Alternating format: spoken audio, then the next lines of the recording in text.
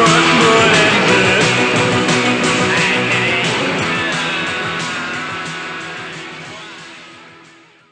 on, come on! Welcome to Wellington! City of no fun! Why did I become a punk? I think I was very angry. I was very, very, very angry young man. It's like being in Metallica and stuff. I wanted to be in a band, and I wanted to tell the world to get fucked, because I'd come from Niue and stuff. It was all nice. I went to Wanganui. It was all crap. The New Zealand dream, the perfect New Zealand dream, didn't exist, and they sort of got mingled into one. I got to tell people to get fucked while involving myself in social issues at the same time. Personally, to me, I think it was the way that it was the depression people felt inside, as far as the government, you know, the tour was on. There was all that rivalry with the tour and that, and just totally pretty much depressed about the whole economic scene and the way the world was running all round, you know, the world full stop. And I just think because everyone was not jumping on the bandwagon from England, just joining it. It all came out through music, I think. That was people's kind of release for all that tension. There was so much anger and violence, and it seemed to be a really, I don't know what it has ever been about the music, but it seems to be a good release for people that are a bit maybe angry, had a bit sort of not very particularly happy lives. I think it gives a voice and a place for a lot of kids that don't really feel like they can fit in. I think more or less when you don't quite have all the same ideas as everyone else. Just the camaraderie that I didn't get growing up in Hamilton being a punk. Like, we're pretty isolated, spat on, hassled. You know, music that's supposed to make you think and challenge what you do continually. So it's not like, oh yeah, life sucks and society sucks, that's that. Like a lot of those kind of, you know, new metal bands and things like that, which is like, you know, it's all over, you may as well die kind of thing. It's sort of constantly challenging everything that you're thinking in terms of politics, your own personal politics, your life, school. But that's what the whole punk image was about. It was to bring you out of your shell, you know, to get you out of that closet, you know, out of your little square box. And make you think about the world, and I think that's why it still goes on today. You know, it's changed a little bit like everything else, but the realisation that everything's not as rosy as what it appears to be on the news or in the papers or what the politicians are saying, than what it actually is.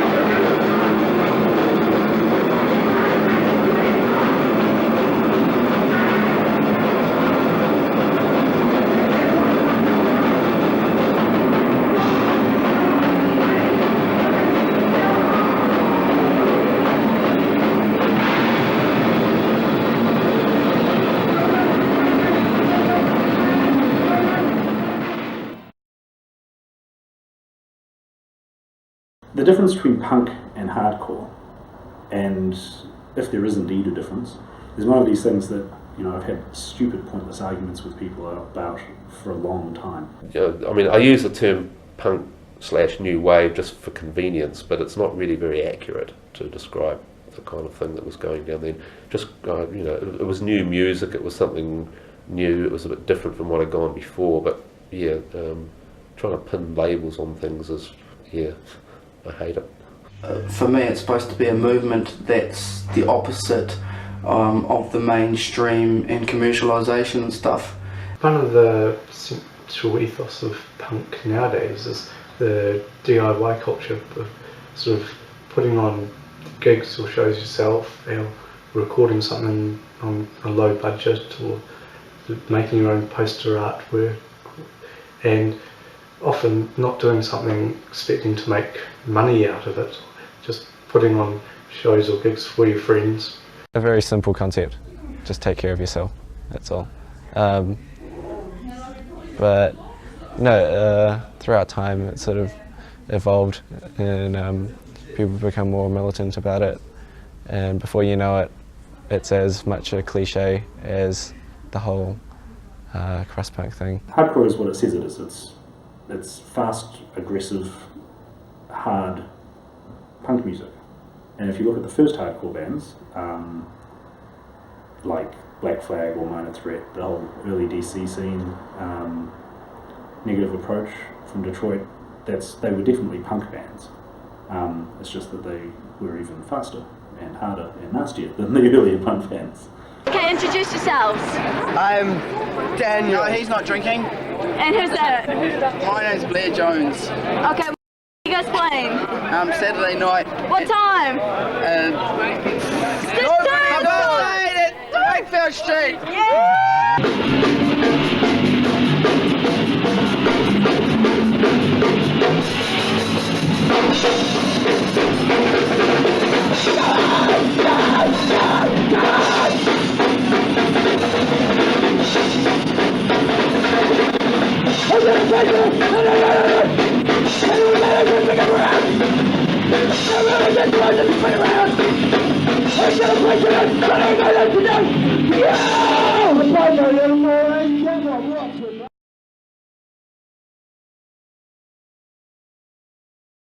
Yeah, I think straight edge was a reaction to the whole self-destructive attitude that punk had somehow managed to give itself. It's a punk rock way of saying I don't drink and I don't do drugs. Went to a Compos Mentis vegetarian barbecue, of course, and somebody ran out with this Minor Threat record. Hey, listen to this sounds like you know.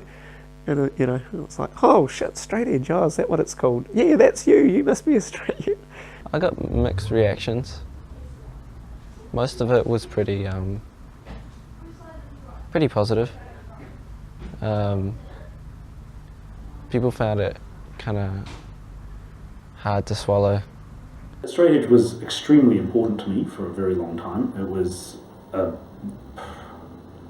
one of the major elements of ways that I defined myself. The whole straight edge scene in Wellington wasn't much of a scene at all.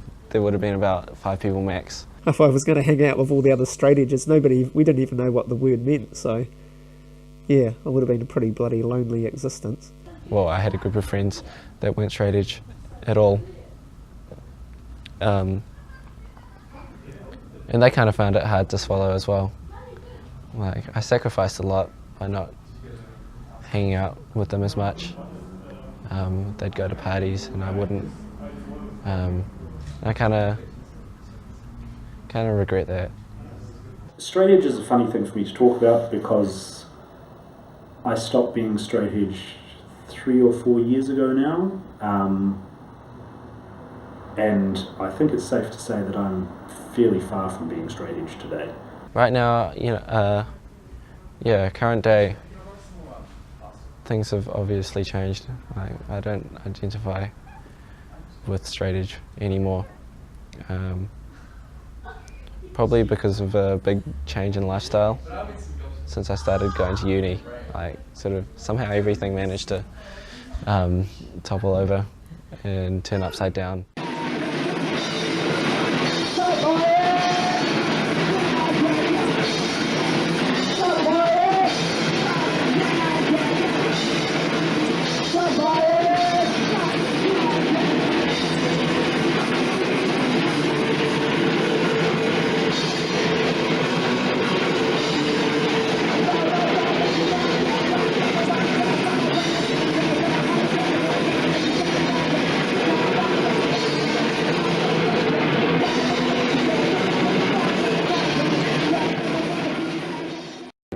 major punk event in Wellington was a thing called the New Wave Spectacular in June of '78, when a bunch of bands came down from Auckland and did this gig at the Wellington Town Hall on a miserably cold, wet Sunday afternoon.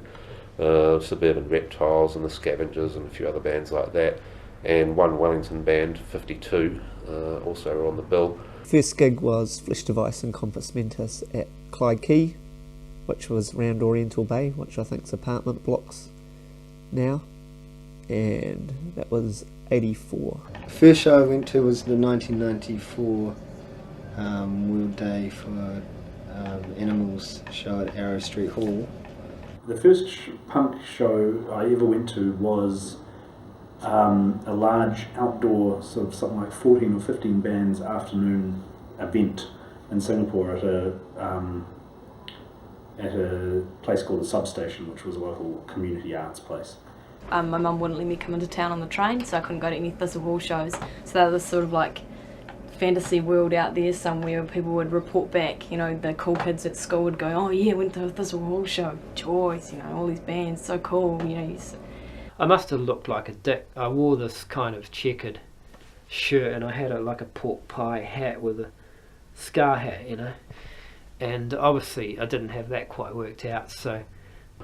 And it was the first time, I mean, there'd been probably little pockets of people getting into punk all around Wellington, but that's the first time that they were all together really in one kind of thing, and everybody sort of looking, oh, it's nice, I'm over there, you know. It was like all of a sudden you realise that you weren't alone, you know. I mean, there was a time when I thought I was the only person in Wellington into punk rock, you know. Some younger guy whose sister was a punk rocker who got me along to it, he was like, oh yeah, there'll be a pretty heavy skinhead crowd there because it's Flesh Device, so don't spike up your mohawk or anything like that, so trying to flatten down a bright pink mohawk or whatever to go to the gig.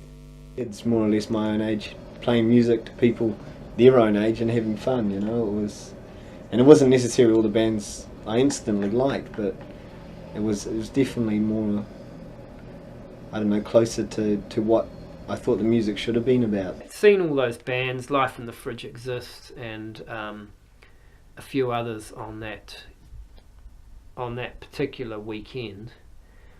That's when it all seemed to gel for me. That's when I felt the first focus of that community thing I was talking about before. I went to a diecast show in the Hutt Valley because I was allowed to go to shows in the Hutt Valley, and so I don't know, just like, oh, this is the best stuff ever. This is like Nirvana and Pearl Jam and stuff, but it's actually it's better. Just sitting there and just watching all this like really full-on slam dancing, going just going, fuck, I'm not going up there, I'll get squashed like a rope. And it was just absolutely nuts, people throwing themselves everywhere, and by the end of the night I had a black eye and scratches all over myself, and yeah, I was sold on it. This was my thing. And yeah, definitely like a lot more of a community feel, and you know, sort of looking at other faces who are into the music as well and smiling, and I don't know, it's really comfortable.